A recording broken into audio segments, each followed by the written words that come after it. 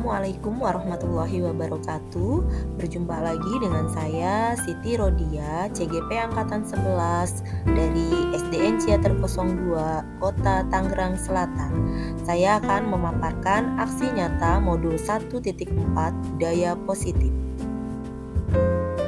Saya akan memperkenalkan fasilitator saya, yaitu Bapak Susanto Eskom, dan PP atau pengajar praktik saya, yaitu Ibu Dini Permatasari SPD.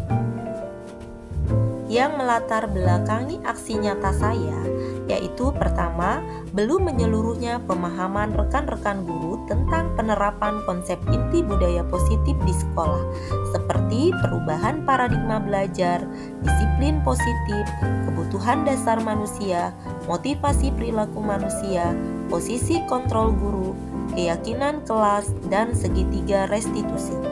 Diharapkan jika seluruh konsep inti tersebut dipahami oleh seluruh warga sekolah, maka akan tercipta budaya positif yang baik di lingkungan sekolah. Kedua, murid tidak suka peraturan, karena selama ini ketika mereka melakukan pelanggaran, maka akan mendapatkan hukuman dan cenderung membuat mereka malu dan merasa tertekan. Adapun tujuan aksi nyata saya, yaitu yang pertama, menumbuhkan budaya positif di sekolah dengan meyakini nilai-nilai kebajikan universal serta meningkatkan pengetahuan dan pemahaman tentang budaya positif. Yang kedua, menciptakan murid yang merdeka dan disiplin diri yang kuat serta terbentuknya motivasi intrinsik pada murid dengan pembuatan keyakinan kelas. Yang menjadi tolak ukur: 1. Terlaksananya disiminasi konsep inti budaya positif di sekolah. Kedua, terbentuknya keyakinan kelas melalui kegiatan kesepakatan kelas yang dilaksanakan bersama wali kelas atau guru dan murid. Ketiga, murid mampu menerapkan dan menjalankan keyakinan kelas yang sudah dibuat dan disepakati. Keempat, terlaksananya penyelesaian masalah murid menggunakan penerapan segitiga restitusi. Banyak sekali dukungan yang menyertai saya, di antaranya yaitu dukungan dari kepala sekolah, rekan-rekan guru, wali kelas, murid, operator sekolah, dan sarana prasarana yang dibutuhkan dalam membuat desiminasi penerapan budaya positif, keyakinan kelas, dan segitiga restitusi. Selanjutnya yaitu desiminasi, yaitu penyebaran pemahaman kepada rekan guru di SDN Ciater 02, Kota Tangerang Selatan.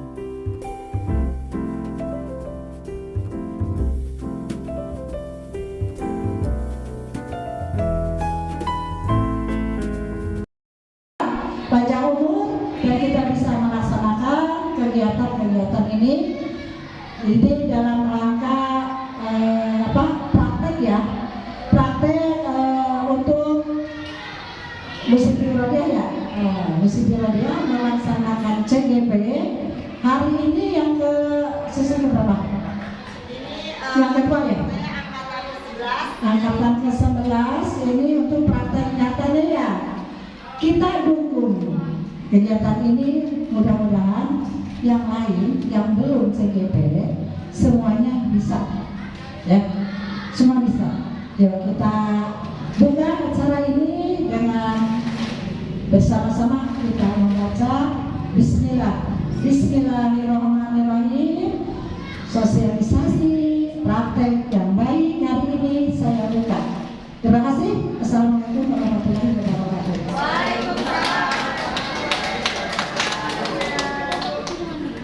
Baik, terima kasih kepada Ibu Kepala Sekolah yang sangat mendukung sekali setiap program-program khususnya di dunia pendidikan. Dan benar kata Ibu Kepala Sekolah ya, mudah-mudahan setelah saya nanti ada lagi yang mengikuti program CGP Angkatan 12. Karena perkenalkan, saya Siti Rodia, CGP Angkatan 11. Nah, pada hari ini saya akan mendesiminasikan modul 1.4 tentang disiplin positif. Baik. Sebelumnya kita akan membahas dulu nih Ibu tentang makna disiplin. Kita selalu bilang ke murid-murid kita kan ya, yang disiplin gitu ya. Kamu harus disiplin. Nah, tapi kita harus tahu dulu nih makna disiplin. Makna disiplin di sini, disiplin berasal dari kata bahasa Latin yaitu disciplina, yang artinya belajar. Kata disiplin juga berasal dari akar kata yang sama dengan disiplin atau murid atau pengikut. Nah, untuk jadi seorang murid, Ibu Bapak, ya, atau sebagai seorang pengikut nih, kita harus paham betul alasan mengapa mereka mengikuti suatu aliran atau ajaran tertentu, sehingga motivasi yang terbangun adalah motivasi intrinsik, bukan motivasi ekstrinsik. Apa itu motivasi intrinsik? Motivasi intrinsik adalah motivasi yang timbul dari dalam diri, gitu ya, bukan berasal dari paksaan, gitu ya. Nah, jadi kalau misalnya anak kita berbuat salah nih, ya, nah itu perlunya kesadaran yang kita bangun kepada peserta didik kita, bukannya kita kasih ini begini, nanti sanksinya ini, gitu ya. Nah, jadi ditimbulkan rasa itu atau motivasi dari dalam diri dia untuk mau memperbaikinya, seperti itu ya Ibu Bapak. Nah, adapun disiplin memiliki nilai-nilai kebajikan, ya. Nilai-nilai kebajikan di sini adalah sifat-sifat positif manusia yang merupakan tujuan mulia yang ingin dicapai setiap individu. Nah, seperti teorinya dari William Glasser, ya, yang menyatakan bahwa setiap perbuatan memiliki suatu tujuan. Jadi kalau kita mau melakukan sesuatu pasti kita punya tujuan ya Ibu Bapak ya. Ya, nggak mungkin kita melakukan sesuatu itu tanpa adanya tujuan. Nah, nilai-nilai kebajikan itu harus diyakini Ibu Bapak. Ya, nilai-nilai kebajikan itu harus diyakini dan disepakati, ya, bersama. Salah satunya adalah nilai-nilai kebajikan yang ingin dicapai oleh setiap anak Indonesia saat ini, yaitu yang dikenal dengan profil pelajar Pancasila. Di dalamnya itu terdapat nilai-nilai kebajikan. Contohnya nilai gotong royong. Terus apalagi Ibu Bapak? Nilai kemandirian, gitu ya. Nah, itu yang kita asah, yang kita bangun dan kita beri motivasi agar nilai-nilai kebajikan itu timbul pada diri murid-murid kita. Baik. Nah, kan kita selalu kalau anak kita salah nih Ibu Bapak, kita selalu beri apa nih? Sanksi ya? Hukuman. Ya, ada yang hukuman, ada yang sanksi gitu ya. Nah, di sini saya mau tanya nih, apakah memberi hukuman dapat mendisiplinkan murid? Bisa? Bisa, oke. Ada yang bisa, ada yang tidak. Boleh dikemukakan yang bisa? Tapi hanya sementara saja. Betul sekali. Betul sekali apa yang diutarakan Bu Eka. Apakah memberi hukuman dapat mendisiplinkan murid? Bisa. Jawabannya. Tetapi, ada tetapinya ya Ibu Bapak ya. Itu hanya bersifat sementara.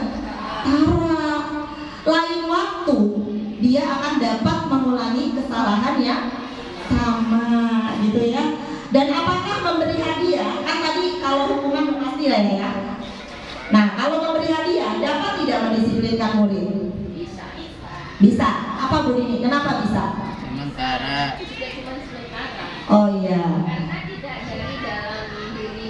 Betul sekali Bu Dini ya.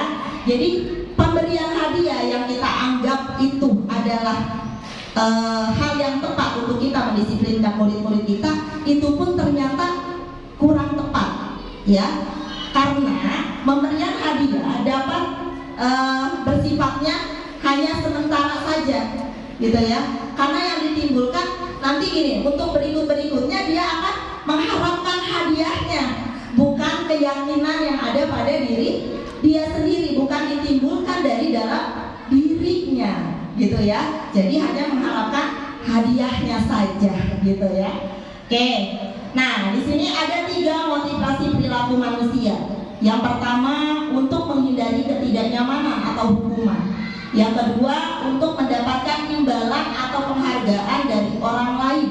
Dan yang ketiga, untuk menjadi orang yang mereka inginkan dan menghargai diri sendiri dengan nilai-nilai yang mereka percayai.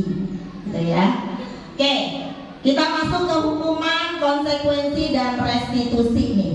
Mungkin dari ibu bapak sudah mengenal tentang ini, sudah paham tentang ini, ya. Hukuman, konsekuensi, restitusi, ini ada tidak perbedaannya ibu bapak? Ada, ya, ada. Ya, ada Bu Eka ya. Hukuman, konsekuensi, dan restitusi. Ada perbedaannya. Di bagian di apanya Bu Eka? Dari kesadaran dalam membangun karakter muridnya. Oke. Di sini ada hukuman ya. Hukuman datangnya searah, tidak terencana dan menyakiti murid. Jadi sifatnya menyakiti. Nanti suatu saat ketika kita menghukum anak itu merasa tersakiti oleh kita, dan itu akan dibawa oleh dia sampai dia besar nanti, gitu ya. Nah, hukuman ini contohnya seperti apa? Misalnya nih, anak datang terlambat, ya kan? Anak datang terlambat tanpa ditanya-tanya, tanpa digali ya permasalahannya terlebih dahulu. Anak itu langsung ayo nak, kamu datang terlambat, lari 5 putaran. Itu yang disebut dengan hukuman, ya ibu bapak ya. Itu yang disebut dengan hukuman. Kalau konsekuensi, ini bedanya. Konsekuensi sudah terencana atau sudah disepakati, ya, sudah dibahas dan disetujui oleh murid dan guru. Murid tetap dibuat tidak nyaman, tetap nih. Kalau konsekuensi juga sama, hukuman parah, ya, itu akan menyakiti anak kita. Nah, konsekuensi ini juga bukan yang tepat pada dasarnya. Kenapa? Karena ini juga membuat anak kita merasa tidak nyaman, ya. Nah, konsekuensi contohnya seperti apa? Misalnya anak itu tidak piket, ya, tidak piket. Sanksinya adalah kita sudah disepakati di dalam kelas nih. Sanksinya misalnya membersihkan kelas selama 1 minggu. Nah, itu juga merupakan konsekuensi, ya, tetapi itu membuat anak didik kita merasa tidak nyaman, gitu ya. Oke, apa bedanya dengan restitusi? Nah, proses menciptakan kondisi bagi murid untuk memperbaiki kesalahan mereka, sehingga mereka bisa kembali pada kelompok mereka dengan karakter yang lebih kuat. Nah, restitusi ini, jadi guru tidak langsung menjudge murid, ya, tidak langsung menghukum atau memberi sanksi kepada murid, tapi dengan cara restitusi, guru dapat menggali permasalahan yang ada pada murid tersebut. Contoh, nah, ibu dengar kamu tidak piket kemarin, kenapa? Gitu ya. Jadi ditanyakan dulu. Nah, lalu kita berikan pemantik, ya, pertanyaan pemantik, sehingga dia lebih terbuka untuk leluasa, gitu ya, agar dia lebih leluasa menceritakannya. Baru kita cari solusinya sampai dengan kita kaitkan dengan keyakinan kelasnya. Nanti akan ada restitusi di bagian selanjutnya, ya. Saya akan jelaskan lebih rincinya. Nah, itu jadi hukuman, konsekuensi, dan restitusi. Itulah perbedaannya. Nah, pada dasarnya setiap manusia itu memiliki kebutuhan, ya ibu bapak. Ya tidak? Nah, di sini ada 5 dasar kebutuhan manusia. Yang pertama yaitu kebutuhan bertahan hidup. Ini contohnya kebutuhan bertahan hidup itu contohnya membutuhkan makan. Terus apa lagi? Rumah, betul, tempat tinggal ya. Terus ya kesehatan. Nah, itu adalah kebutuhan bertahan hidup. Lalu yang kedua, kebutuhan untuk disayangi dan diterima meliputi kebutuhan akan hubungan dengan koneksi sosial. Jadi dia perlu kasih sayang, perlu pengakuan, ya, perlu pengakuan dan perlu kasih sayang. Jadi dia merasa nyaman, ya. Lalu yang ketiga, kebutuhan penguasaan. Ini dihubungkan dengan kekuatan untuk mencapai sesuatu. Nah, pada kebutuhan penguasaan ini, ya, kita boleh melihat dari segi kreativitas, ya, atau potensi yang dimiliki murid-murid kita, ya. Kita akui itu, jangan males mengakui kreativitas yang dimiliki murid kita, karena itu juga merupakan kebutuhan dasar sebagai manusia, gitu ya. Jadi kita akui prestasinya, keterampilan yang dia miliki, gitu ya. Itu perlu diakui. Yang keempat, kebutuhan untuk bebas, ya, adalah kebutuhan akan kemandirian, ya. Perlu bergerak, suka mencoba-coba, ya, tidak terlalu terpengaruh orang lain dan senang mencoba hal baru. Nah, kebutuhan untuk bebas di sini bukan berarti bebas lepas, ya, tetap ada koridornya. Oke, yang terakhir Ibu Bapak, yang kelima, kebutuhan dasar manusia selanjutnya yaitu kebutuhan akan kesenangan. Nah, kebutuhan ini juga dimiliki oleh manusia, ya enggak? Ibu Bapak perlu refreshing? Perlu ketawa? Oh, perlu, ya. Itu ternyata termasuk ke dalam kebutuhan kita sebagai manusia. Begitupun kepada anak didik kita, Ibu Bapak. Jangan kita aja, ya. Mereka juga adalah makhluk hidup, ya, yang membutuhkan yang namanya kesenangan, yang membutuhkan yang namanya bermain. Apalagi dunia anak-anak kita, ya. Anak-anak kita adalah anak-anak SD. Nah, itu sangat-sangat membutuhkan yang namanya bermain, gitu ya. Lalu tertawa juga termasuk ke dalam kebutuhan, gitu ya. Oke, mari kita cari tahu. Bimo seorang anak TKB, selalu berlari keluar kelas menuju jalan raya di depan sekolahnya yang ramai dengan kendaraan. Tingkahnya membuat guru Bu Ani bingung dan kembali lari mengejarnya. Ada beberapa kemungkinan jawaban yang diberikan Bimo. Salah satunya adalah, aku senang main kejar-kejaran dengan ibu guru, seru. Nah, ini termasuk kebutuhan manusia apa ya, Ibu? Apa Bu? Kesenangan, benar sekali. Ini adalah, ya, ini adalah kesenangan, ya. Oke, selanjutnya, kalau ada kata kamu hebat sampai ibu tidak bisa mengejar kamu, nah itu apa? Pengakuan. Reward. Oke, saya lihat lagi ya. Di sini ada penguasaan, kasih sayang, kebebasan dan kesenangan. Yang mana tuh?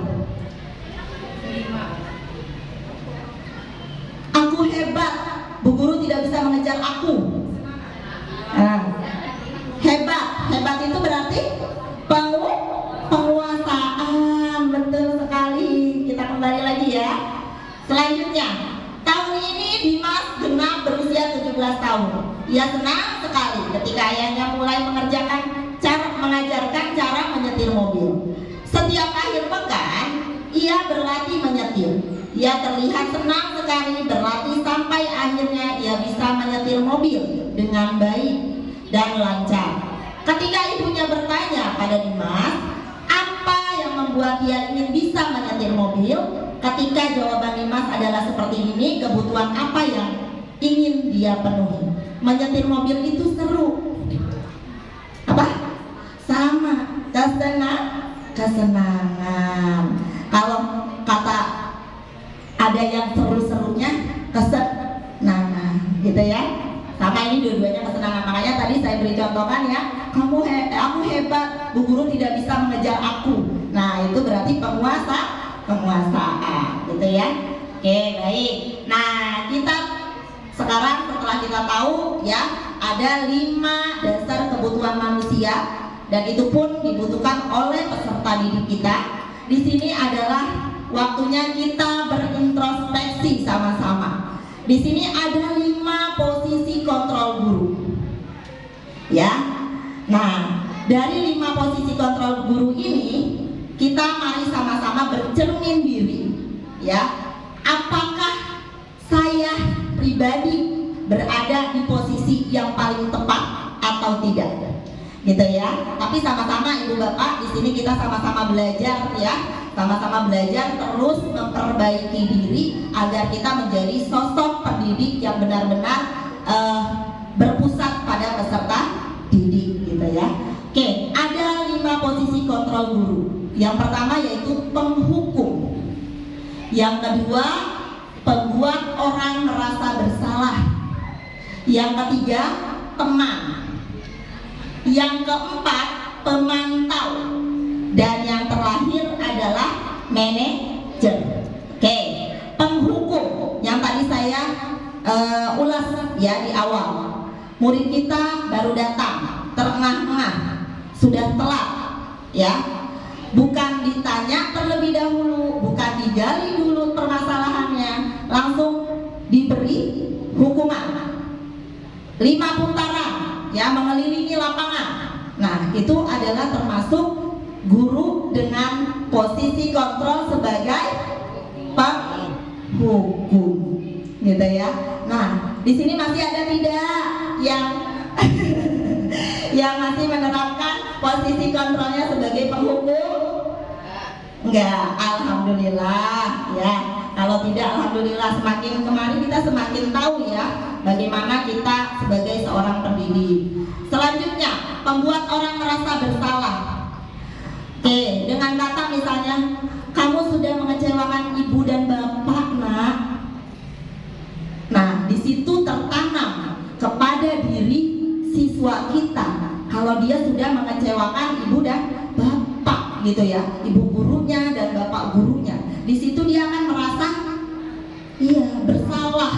Nah, ini adalah posisi kontrol guru sebagai pembuat orang merasa bersalah. Pernah Ibu begitu? Jujur saya pernah, Bu. Pernah saya. Saya sendiri pun pernah. Tapi dengan berangsur-angsur kita belajar semakin tahu ya Ibu Bapak. Iya. Oke. Selanjutnya posisi kontrol sebagai teman. Teman itu ngajak bermain tapi dengan bahasanya udah aku kamu misalnya kayak gitu ya Ibu Bapak. Ada yang begitu?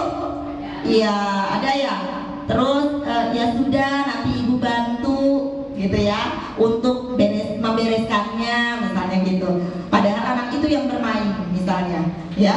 Nah, itu posisi kontrol guru sebagai teman. Lalu ada pemantau. Oke, pemantau di sini contohnya apa konsekuensinya atau sanksinya misalnya gitu ya. Terus apa yang telah kamu lakukan, apa yang terjadi sekarang misalnya. Nah, itu semua adalah posisi kontrol sebagai pemantau. Nah, selanjutnya yang terakhir Ibu Bapak, yaitu posisi kontrol guru sebagai manajer. Nah, posisi ini kita sebagai guru tadi kan masing-masing punya posisi kontrolnya ya. Ada yang penghukum, ada yang mungkin pemantau, ada yang mungkin teman gitu ya, karena menganggap berteman kepada anak itu lebih mudah memberi pembelajaran misalnya kayak gitu ya. Ada lagi dengan yang terakhir yaitu manajer. Nah, manajer di sini adalah kontrolnya selalu mengaitkan kepada peserta didik dengan keyakinan yang dia miliki. Contohnya ya, Ibu Bapak sudah membuat keyakinan kelas? Sudah. Baik, kalau sudah berarti kan Ibu Bapak sudah menanamkan ya kepada peserta didiknya, sudah memberikan pembuatan keyakinan kelas bersama dan diyakini bersama. Nah, itu ketika digali kalau pada posisi manajer itu selalu dikaitkan dengan keyakinan ya. Apa yang kita yakini, terus bagaimana kamu memperbaikinya terhadap keyakinan yang sudah kamu langgar misalnya. Nah, itu adalah kata-kata dari posisi kontrol guru sebagai manajer. Dari kelima posisi ini Ibu Bapak ya, posisi mana yang tepat kita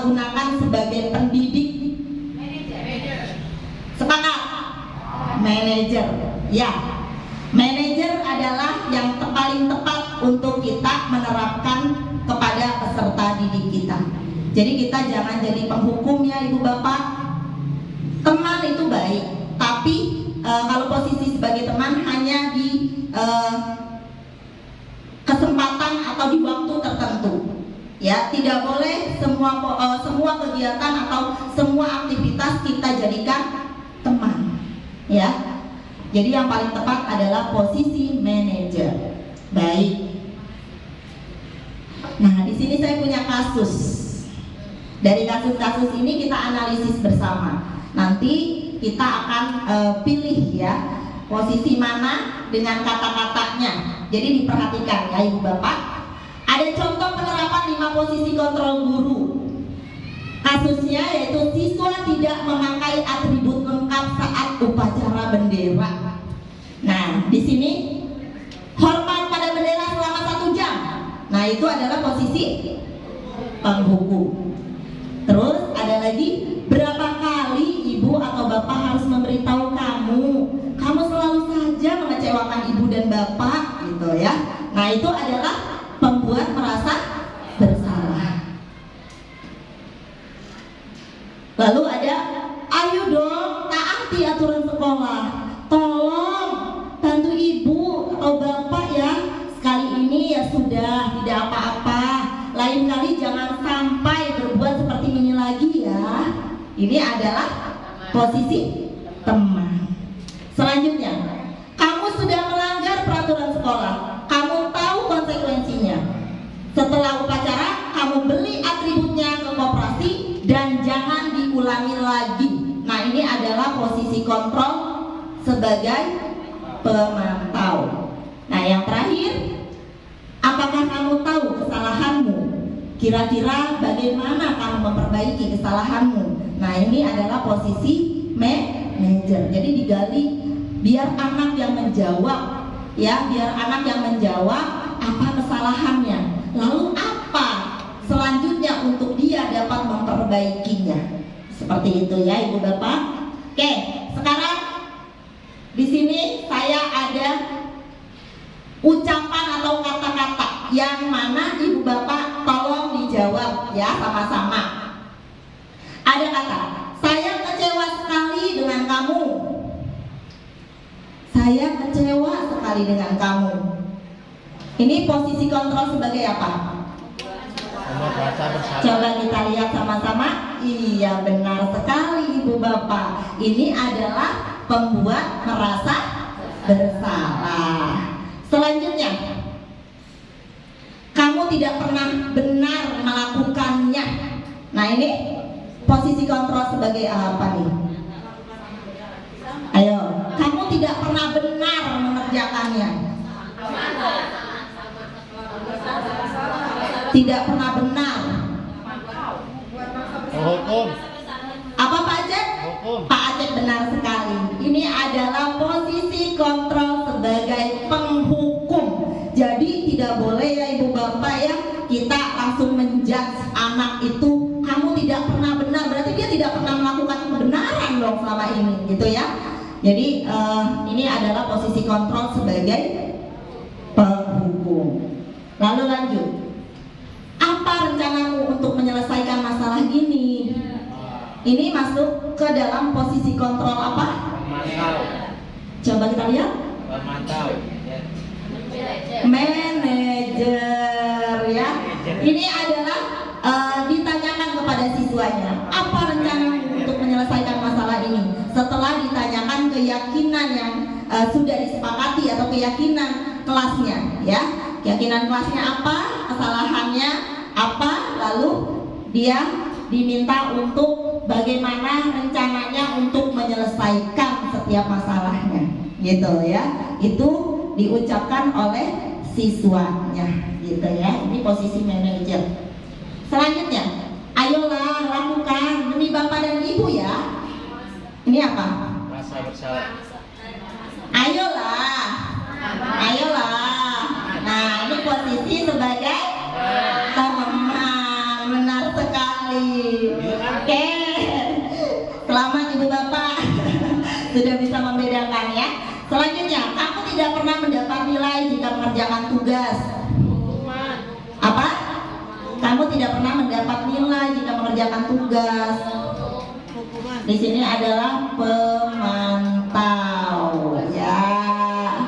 Agak beda-beda tipis ya. Iya, tidak apa-apa. Lama-lama juga kita akan semakin tahu ya. Dengan pulang dari sini mudah-mudahan jadi tahu lagi. Oke. Selanjutnya, setelah kita mengetahui kebutuhan dasar manusia, kita tadi sudah tahu apa saja yang dibutuhkan oleh murid-murid kita, gitu ya. Ada kebutuhan kebutuhan hidup ya. Terus ada kasih sayang, bebasan, gitu ya. Terus penguasaan. Nah, di sini kita masuk keyakinannya, ya. Keyakinan. Sekarang saya mau tanya lagi nih, mengapa sih keyakinan kelas? Mengapa tidak peraturan kelas? Ada yang mau jawab? Kenapa bukan peraturan kelas? Kenapa mesti keyakinan kelas? Aku, Bu. Iya, silakan Pak Acep. Kalau peraturan kelas dibuat oleh guru, Bu. Betul. Kalau keyakinan kelas dibuat bersama-sama, Bu. Iya, tepuk tangan buat Pak Acep. Iya, benar sekali ya Pak Acep ya. Kalau keyakinan kelas itu melibatkan, kalau kita di kelas berarti kita melibatkan siapa Ibu Bapak? Ya, murid-murid kita, siswa-siswa kita, membuatnya secara bersama-sama, lalu diyakini dan disepakati bersama, gitu ya. Kalau peraturan itu biasanya dibuat dengan sendirinya. Misalnya sekolah punya yang namanya tata tertib. Nah, tata tertib itu harus diikuti oleh seluruh warga sekolah. Itu dibuat oleh siapa? Oleh sekolah. Nah, itu disebut dengan peraturan. Beda dengan keyakinan kelas. Peraturan kelas dibuat lalu diturunkan kembali menjadi keyakinan kelas, ya. Apa sih? Misalnya tidak membuang sampah sembarangan. Kata tidak membuang sampah sembarangan menjadi buanglah sampah pada tempatnya. Itu lebih positif kan ya. Berimbas kepada peserta didik kita itu lebih baik daripada kita mengucapkan kata tidak, jangan, gitu ya. Nah, jadi kita gunakan kalimat positif. Keyakinan yaitu nilai-nilai kebajikan universal yang disepakati secara tersirat dan tersurat, lepas dari latar belakang suku, negara, bahasa maupun agama. Jadi keyakinan ini memiliki nilai-nilai kebajikan universal, Ibu Bapak. Nilai-nilai itu tadi juga sudah kita bahas. Nilai-nilai yang kita ingin terapkan adalah nilai-nilai sebagai pelajar yang memiliki profil pelajar Pancasila, gitu ya. Nah, bagaimana selanjutnya?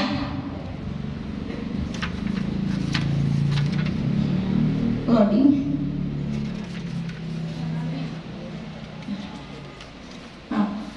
Nah, bagaimana dengan keyakinan kelas? Bagaimana pembentukannya, membuatannya dengan keyakinan kelas? Di sini kan kemarin kita sudah juga berbagi ya bagaimana cara pembuatan keyakinan kelas bersama dengan murid-murid kita.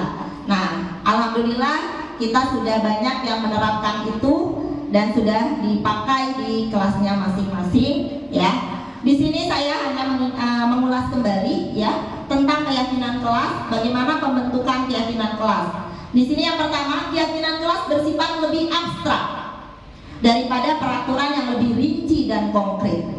Ya, contohnya, kenapa seperti itu misalnya tidak boleh menggunakan seragam biasa ke sekolah. Kan bisa digunakan dengan kalimat apa Ibu Bapak?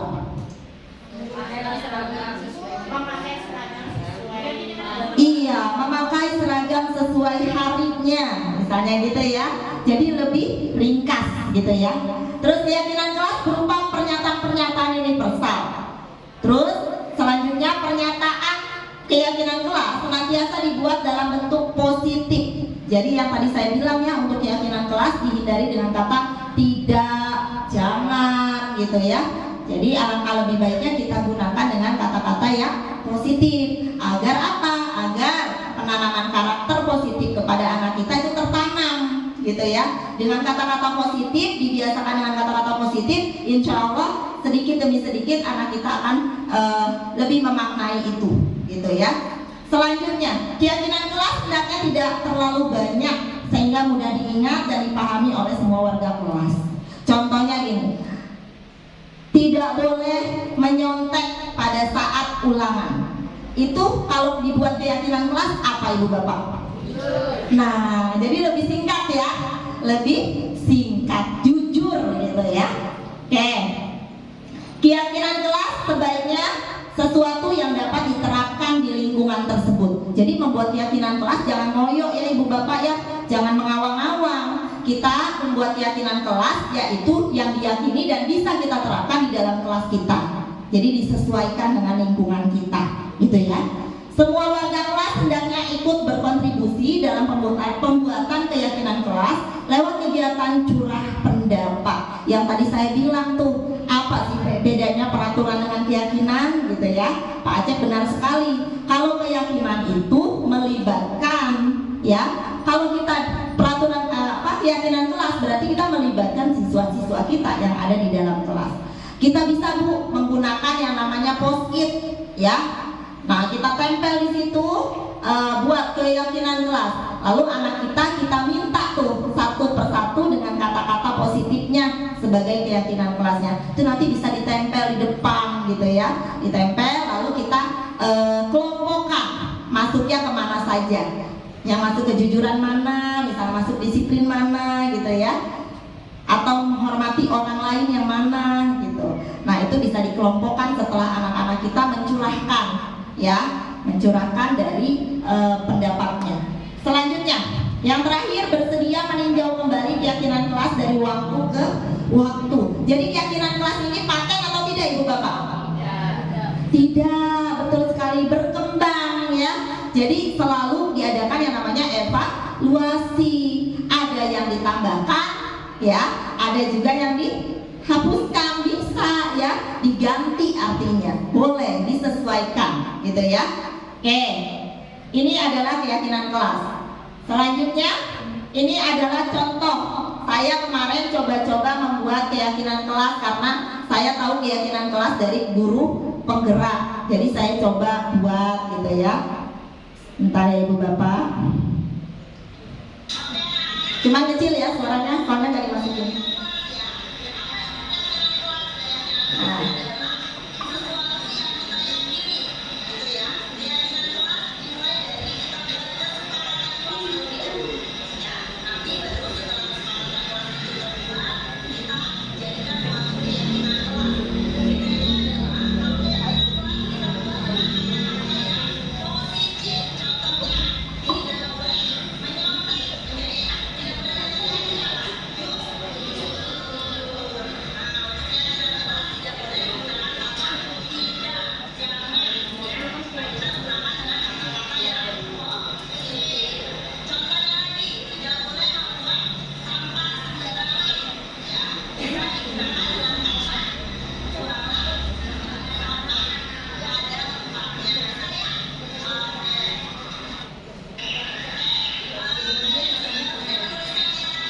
Terima kasih.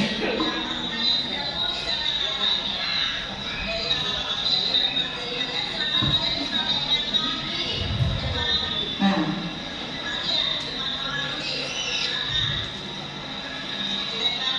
ini mempersilahkan buat menempel ya. Jadi apa yang sudah dituliskan boleh ditempel.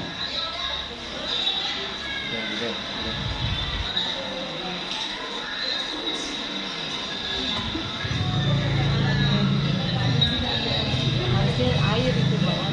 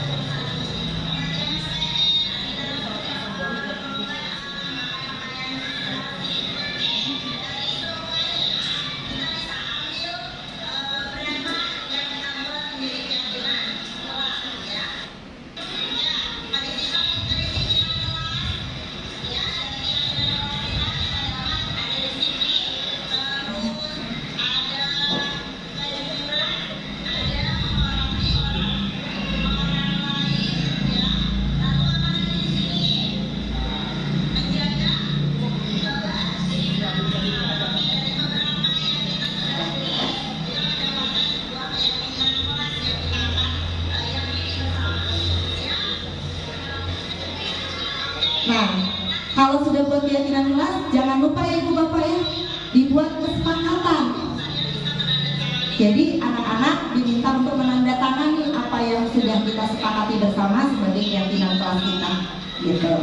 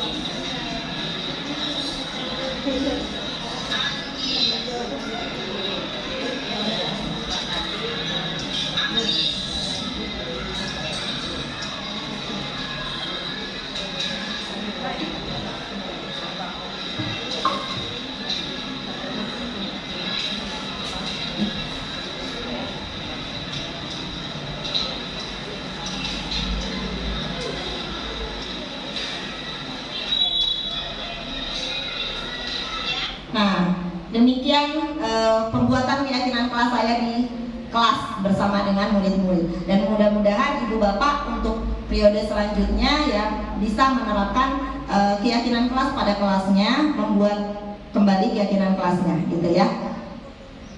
Selanjutnya adalah kita bahas dengan segitiga restitusi. Tadi kita sudah bahas tentang hukuman, konsekuensi, lalu restitusi. Terus kita juga 5 dasar kebutuhan hidup ya sebagai manusia.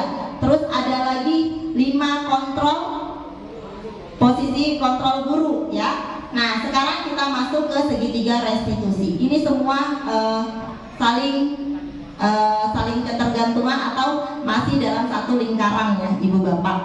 Oke, segitiga restitusi. Di sini ada diagramnya, yaitu yang pertama menstabilkan identitas.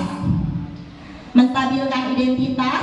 Yang kedua validasi tindakan yang salah. Dan yang ketiga menanyakan keyakinan. Tadi kan kita sudah buat keyakinannya ya. Iya. Oke. Menstabilkan identitas. Teori kontrolnya kita semua akan melakukan hal yang terbaik yang bisa kita lakukan. Jadi contohnya gini, kalau misalnya anak kita tidak melaksanakan piket, kita tanya, Bu, jangan langsung kamu tidak melakukan piket ya udah piket sampai 1 minggu gitu. Jangan ya.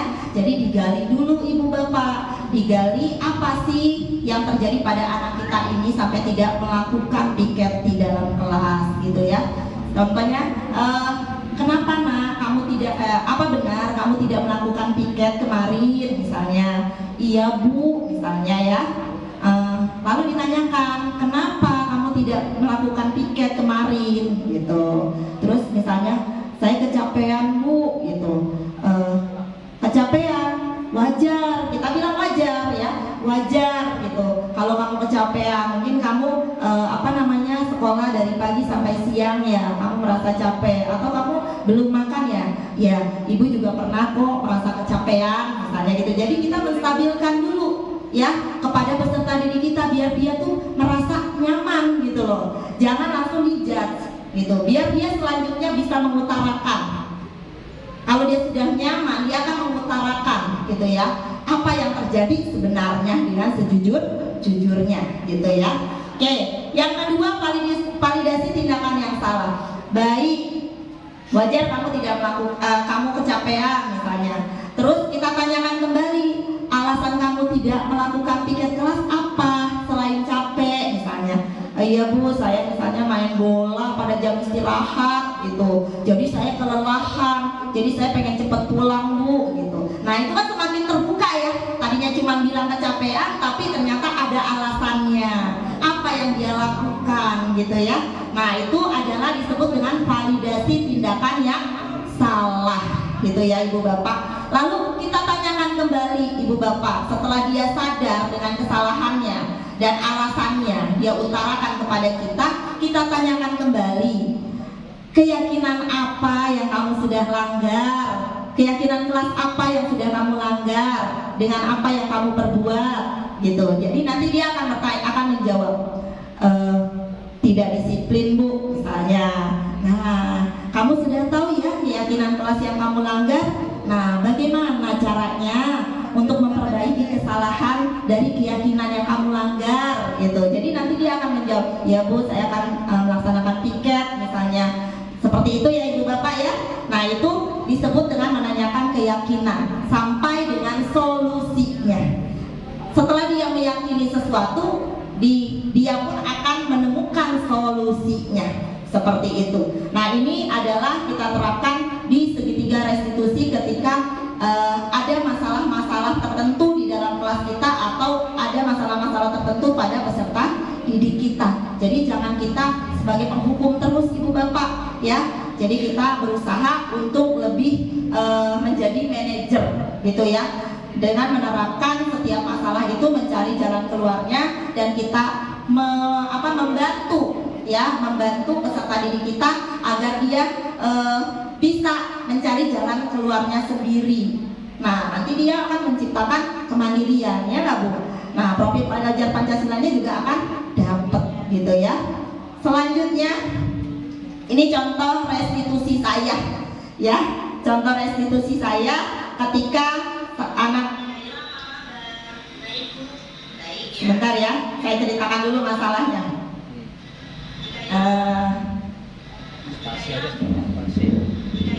Oke, jadi permasalahan yang tadi saya tayangkan sedikit itu Mikaela bukunya dicoret sama Bagas. Mikaelanya marah sampai dengan buku Bagas dibuang semua ke lantai dengan penuh emosinya, gitu ya. Lalu Mikaelanya saya temui, saya panggil ya untuk menemui saya. Lalu saya lakukan yang namanya segitiga restitusi, gitu. Oke, disaksikan Ibu Bapak, kalau kurang lebihnya mohon maaf.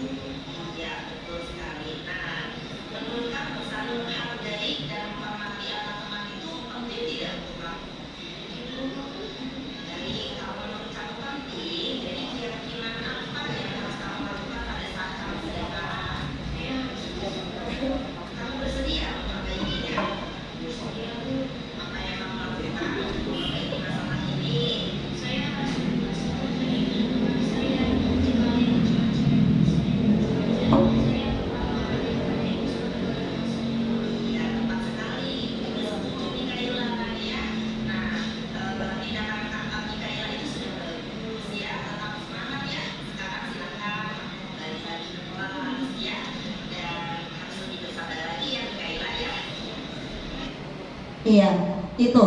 Jadi dia menyatakan kalau dia benar melakukannya, gitu ya. Terus dia juga kita kaitkan dengan keyakinan kelas apa yang dia langgar. Terus bagaimana dia caranya untuk memperbaikinya. Tadi dia jawab keyakinan kelasnya adalah menghargai sesama teman, gitu ya. Menghargai sesama teman. Lalu bagaimana cara dia memperbaikinya? Harus lebih bersabar pada saat dia emosi, gitu ya. Pada saat dia marah, gitu. Nah, itu keyakinan keyakinan kelas yang dimiliki oleh murid saya yang melakukan kesalahan. Itu adalah segitiga restitusi yang saya lakukan di kelas gitu. Nah, oke, di tiba penghujung waktu ya terima kasih ya sudah hadir di sini. Tapi saya ingin merefleksi ya Ibu Bapak ya dari apa yang sudah kita lakukan. Mudah-mudahan apa yang saya lakukan dengan berbagi praktik baik kepada Ibu semua dan Bapak ini menjadi sedikit tambahan pengetahuan ya yang bisa kita terapkan bersama-sama di sekolah kita ini, yaitu di SDN Ciater 02. Saya mau dengar yel-yel Ciater 2 ya. Ciater 2. Iya, oke. Mantap, masih semangat ternyata. Luar biasa Ibu Bapak. Terima kasih banyak. Mudah-mudahan apa yang saya sampaikan bermanfaat dan bisa diterapkan di sekolah kita bersama-sama. Kita beriring sejalan ya dengan visi kita dan saling berkolaborasi bersama. Terima kasih, saya akhiri. Wabillahi taufiq wal hidayah. Wassalamualaikum warahmatullahi wabarakatuh.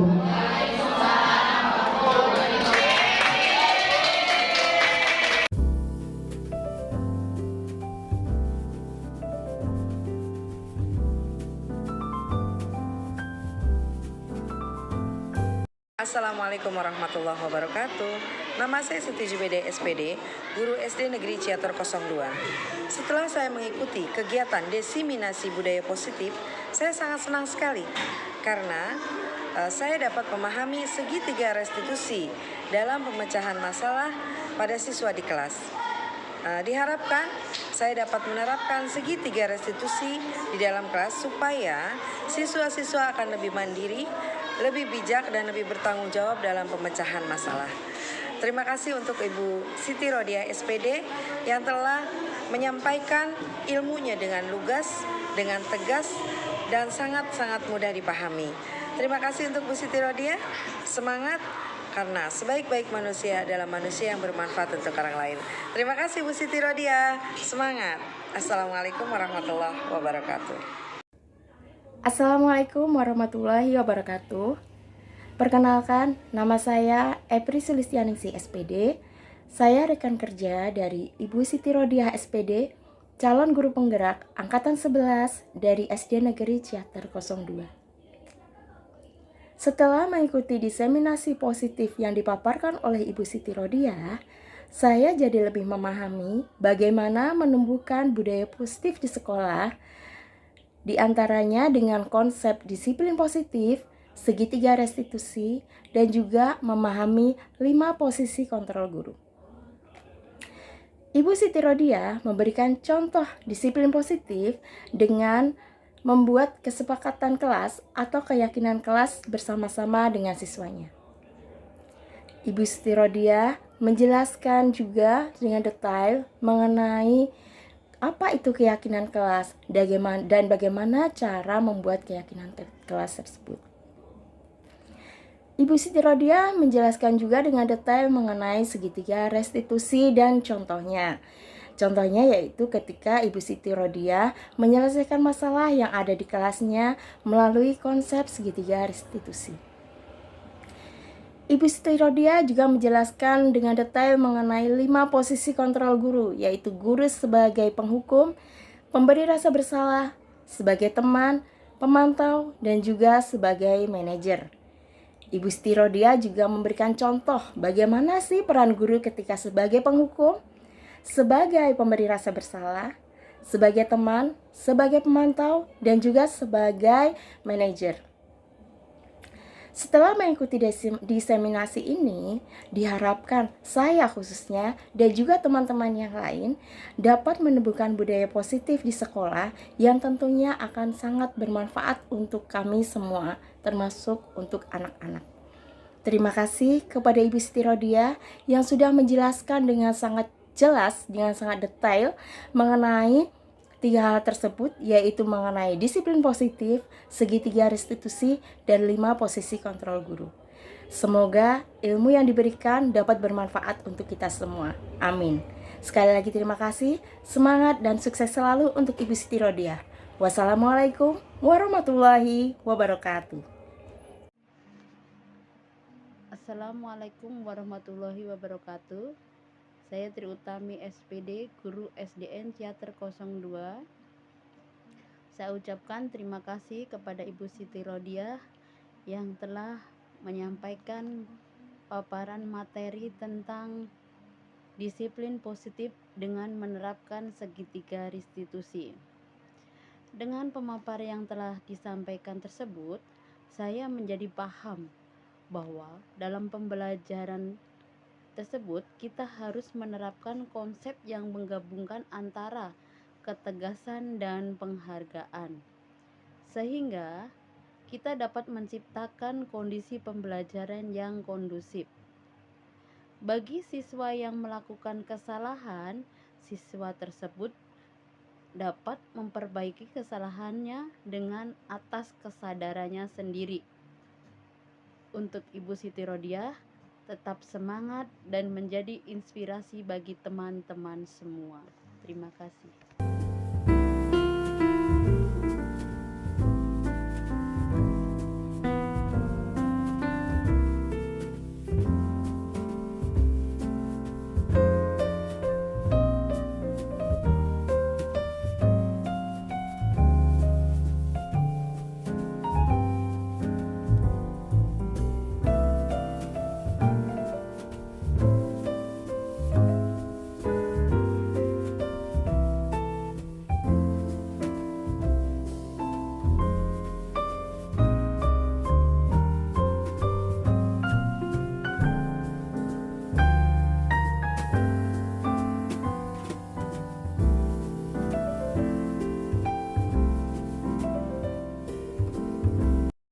Perkenalkan, nama saya Vika.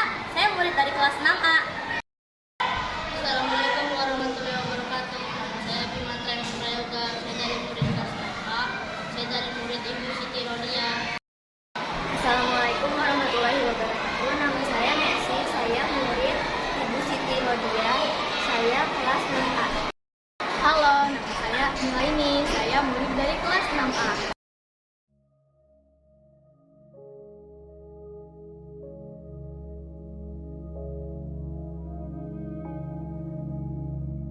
Perasaan saya saat membuat kegiatan kelas sangatlah senang sekali.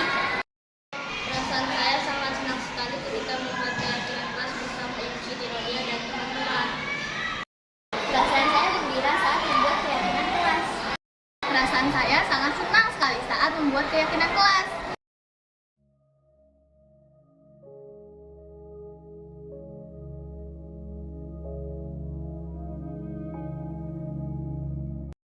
Sangat penting agar mata saya dapat disiplin. Membuat keyakinan kelas menurut saya sangat penting. Melatih saya bertanggung jawab dan disiplin. Menurut saya sangat penting untuk dilakukan. Sangat penting sekali karena melatih saya untuk bertanggung jawab. Adapun refleksi dari seluruh rangkaian aksi nyata adalah pelaksanaan desiminasi atau penyebaran pemahaman kepada rekan guru dilakukan pada tanggal 21 Agustus 2024 bertempat di SDN Ciater 02, Kota Tangerang Selatan. Terdapat 28 orang guru yang menyaksikan kegiatan ini. Refleksi selanjutnya yaitu pembuatan keyakinan kelas bersama dengan murid kelas 6A saya lakukan pada tanggal 2 Agustus 2024. Murid-murid sangat antusias dalam pembuatan keyakinan kelas. Dan refleksi yang terakhir yaitu perasaan saya setelah melaksanakan aksi nyata ini, saya menjadi sangat bersemangat dalam melakukan perubahan ke arah yang lebih baik, terutama menerapkan konsep-konsep inti dalam budaya positif di SDN Ciater 02. Selanjutnya adalah rencana perbaikan untuk implementasi ke depan. Selanjutnya adalah adapun rencana perbaikannya yaitu 1. Selalu melakukan evaluasi secara berkala. Kedua, terus meningkatkan koordinasi dengan semua pihak di lingkungan sekolah. Ketiga, terus meminimalisir kekurangan-kekurangan yang ada. Keempat, terus meningkatkan ilmu pengetahuan yang berkaitan dengan budaya positif. Dan yang terakhir, selalu menganalisis kebermanfaatan hasil desiminasi tersebut terhadap murid dan lingkungan belajar. Demikianlah serangkaian aksi nyata yang saya lakukan. Terima kasih, salam bahagia, salam guru penggerak, tergerak, bergerak, dan menggerakkan.